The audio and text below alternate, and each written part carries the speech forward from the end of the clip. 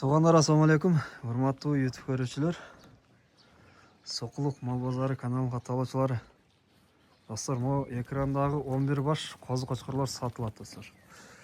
Бүгүн 18 март 2026 жыл Чүй облусу Аламүдүн районуна караштуу Карла Маркс айылында турабыз, достор.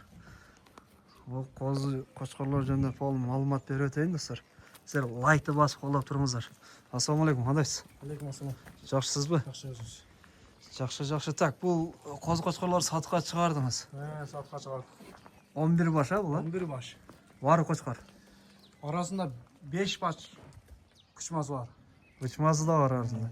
5 бычма, 6 кочкор.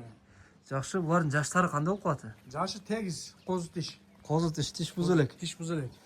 Тиш буз элек дейт. Жакшы. Тирүү салмагы живой вес канча чыгып калат примерно?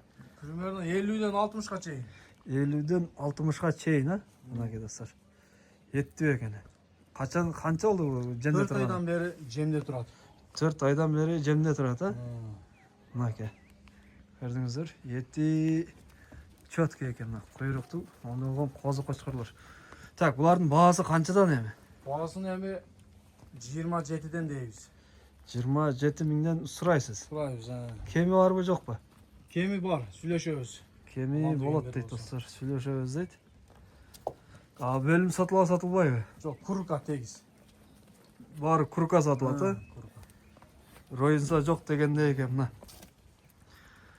Варианттарчы, вариант. Варианттар жок. Накка. Только акчага. Акчага. Мына.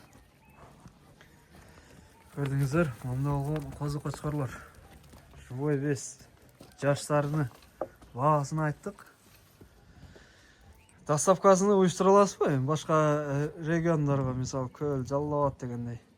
Жок, доставкасын уюштуруп бере албайбыз. Доставканы уюштура албайбыз дейт, достор. Жакшы.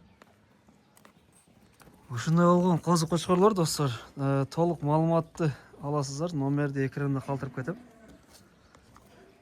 Сода кылсаңыздар болот. Видеого лайкты басып,